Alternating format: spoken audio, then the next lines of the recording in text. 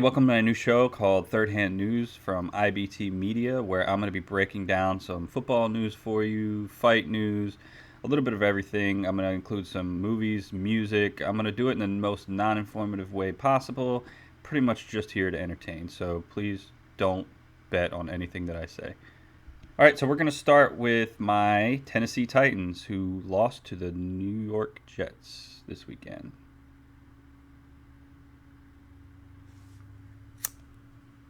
Moving right along.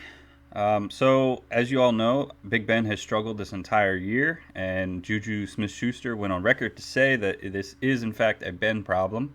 But when Coach Tomlin was asked, he said, "I'm not that concerned. We're just going to book him for LASIK and hope for the best next year." Justin Fields showed significant improvement in the offense this weekend, called by Bill Lazor instead of Matt Nagy. However, Matt Nagy was extremely disappointed by the success that the offense saw. Matt Nagy released a statement after the game saying, "The success of this offense is in no way a reflection of my coaching abilities or the philosophy of this team. Andy Dalton will remain the starter until Brian Hoyer becomes a free agent." The best part about being the video editor for IBT and doing my own show is that I don't have to worry about mistakes. So it turns out that Lamar Jackson is not happy with Tyson Williams' performance so far as a running back. Lamar Jackson is not happy being the second best running back on his own team. So Tyson Williams has been sent back to the practice squad, and the Ravens have activated the only 3 running backs in the entire league that are too old to be Frank Gore's sons. Turns out Tyson Williams is being punished for missing a crucial block. Speaking of crucial blocks,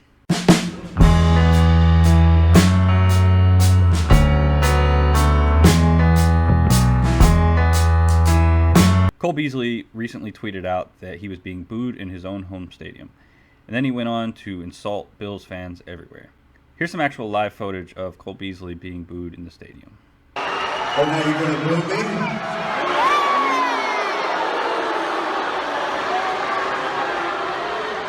I want you to be quiet because I've got something very important to say. Do you understand what I'm saying to you right now? Now, I'm not saying Cole Beasley didn't do his research, but if he's going to be handing out mixtapes, he should have known to expect rejection. Javonte Williams may have done just enough this weekend to show why he was taken so early in rookie drafts this year. However, Melvin Gordon may have done just enough to still make those people hate themselves.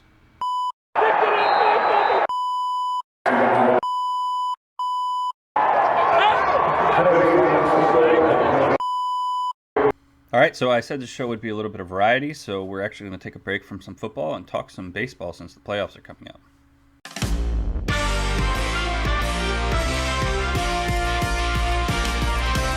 Just kidding, nobody cares. So one of my big obsessions is Saturday Night Live and Weekend Update, and I think you'll notice a lot of influence here.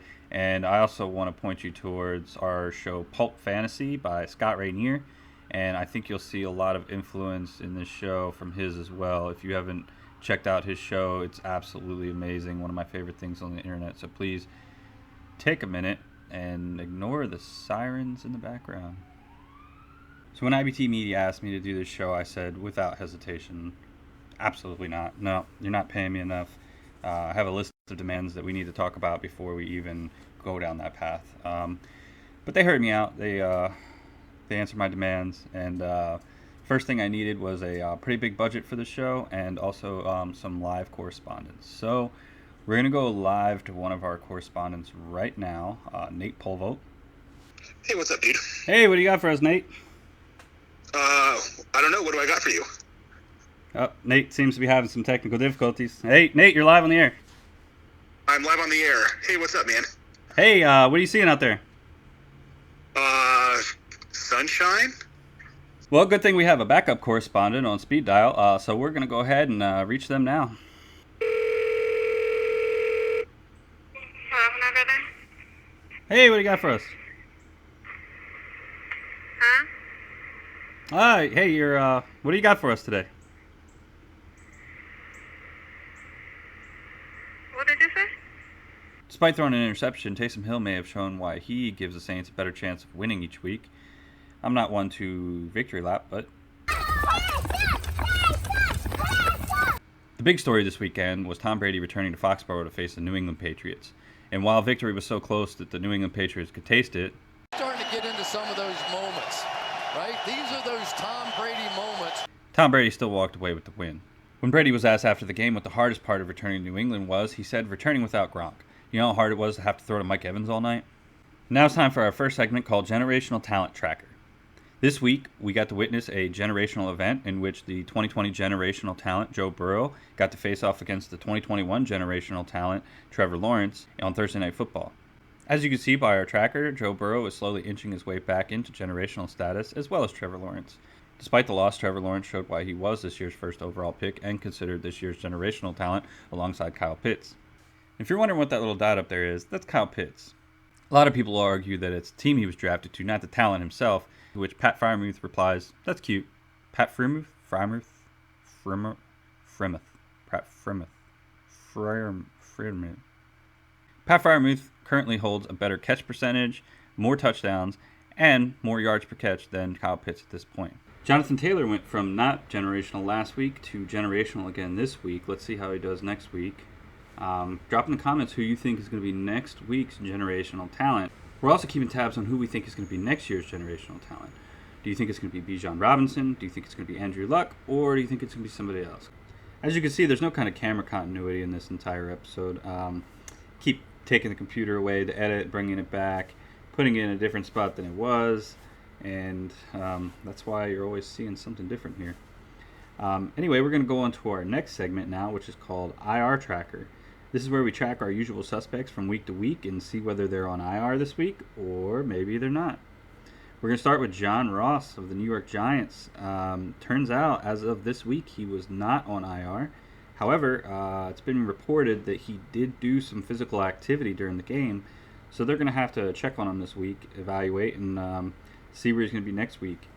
The next player is Joe Mixon. I've been told that this is his year. This is the year he's going to stay healthy.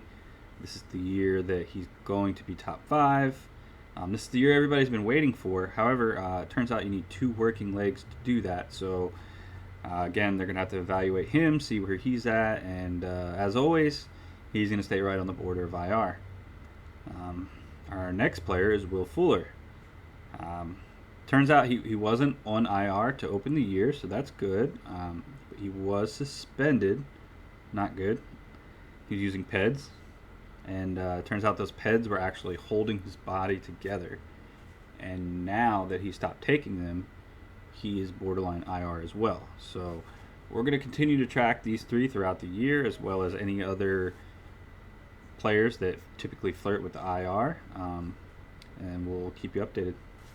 Head coach Urban Meyer also suffered an injury this weekend that may require more evaluation before deciding whether to put him on IR. Being told it's a hip injury or something along those lines. We'll find out more information soon.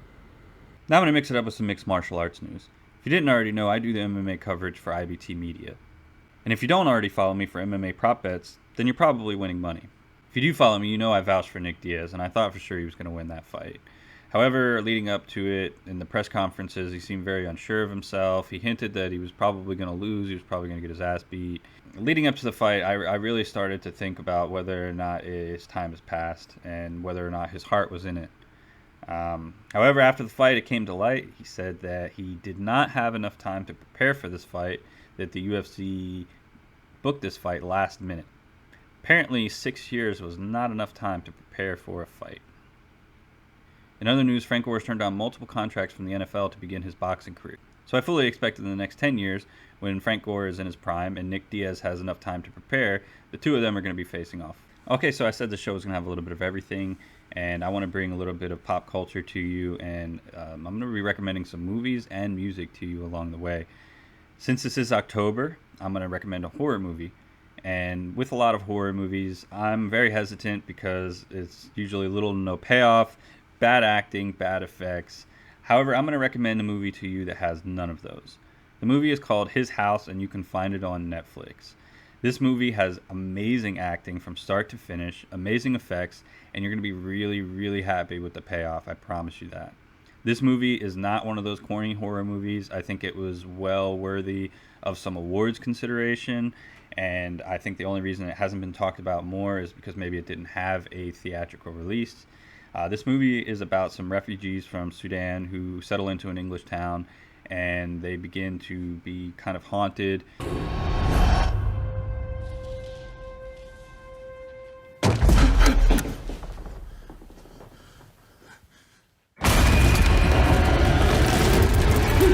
They begin to experience some strange things happening in their new home, and I don't want to give away anything that's going to give away the story, so I'll just leave it at it is kind of a haunted house type movie, but it's not that corny, cheap thrills, cheap scares. There's a purpose behind it, and I think you're going to be really happy with how this movie ends. Please watch the movie, comment, let me know what you think, and also recommend some other horror movies. Although I love horror movies, I'm very skeptical when it comes to a lot of them because it needs to have a good story, it needs to have good acting, it needs to have good effects, and kind of picky when it comes to it. So if you have any recommendations, please comment. In addition to a movie recommendation, here is my music recommendation. I'm going to just go ahead and recommend a song this time around. In honor of my new show being launched, Thirdhand News, I'm going to go ahead and recommend a song with a similar name called Secondhand News from one of my favorite bands and one of my favorite albums of all time, Fleetwood Mac, Rumors. It's an old song, but I promise you, this entire album is worth it. This entire song is worth it. Fleetwood Mac is one of those bands that have aged well, and I think you're going to like it. So here's a snippet of it.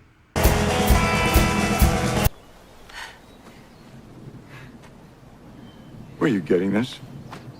You are dabbling in national security issues. You're upsetting the CIA and NSA and my guys at the State Department. Just kidding, you didn't think YouTube was actually going to let us do that, did you? So my colleagues over at the DFS Tailgate and the 19th Hole, they typically, from episode to episode, have a new kind of beer, new kind of liquor, or something to sample, review for the episode. I wanted to do something kind of similar, but I'm going to do it with hot sauce. I got my hot sauce obsession from watching the show Hot Ones, and for those who haven't seen it, it's a show on First We Feast. You can find it on YouTube. I think it's on TV. I don't know. But basically, they interview celebrities, and they try hot sauces starting from mild to hot. And throughout the interview gets a little more real as they start taking on all these extremely hot sauces. And that's where I found this first sauce that I'm going to talk about today. So the first sauce that I have for you, trying to get the glare off, is called XXX The Last Dab. It is from Hot Ones. It's from the show that makes these. I think it's made by Heatonist, which is another hot sauce company. So this is one of the hotter sauces I'll ever recommend. It's the hottest. It used to be the hottest sauce on the show for a couple seasons. I think the bomb is actually a little hotter when they try it. When I've had it. This one, though, although it is hot, typically when I recommend a sauce, it's based on flavor, not on heat. I don't need any sauces that are hot for no reason. So this sauce, it's made from peach pepper X, chocolate pepper X, and pepper X. Dry mustard and a couple other things. It is kind of a mustardy flavor. It's extremely hot, but it's manageable. You can eat it on stuff comfortably. One of my favorite things to do is spread it on a sandwich and eat it like that. Wings, it's great. I smoke some wings outside, put this on it. If you want to enjoy it, light layered, but if you're a little more dangerous, then actually do what it says and dab it on there. But this sauce is amazing. I would recommend it to anybody. I don't know if they do this on the show anymore. They have a new one. I haven't tried that one yet, but this one is one of the best sauces I've ever had. So please let me know which sauces you think I should try. Let me know what sauces you think I should review. I'll do it on the show. I'll take your hot sauce recommendations if I've never had it and I'm intrigued. I'll do it on the show and I'll try it here. So love to talk hot sauces with y'all. I'm actually making my own hot sauce. I'm brand new to the process, fermenting my own stuff. Peppers that I just started fermenting in here, a lot of habaneros, Fresnos, other stuff, and then I smoke the other ingredients and make a hot sauce out of that. First time ever doing this, so please, if you want to talk hot sauce, hit me up. For those of you who did watch my show today, thank you so much. This is my first ever time sitting in front of camera when I'm not the guest on somebody's show, doing my own thing. I just want to say I appreciate everybody who took the time to watch this. Look forward to doing this more. You could find me at Third and Short with 2 T's. You can also find me at IBT_media. Please follow us. Follow us on Twitter. Follow us on YouTube. And see you next time.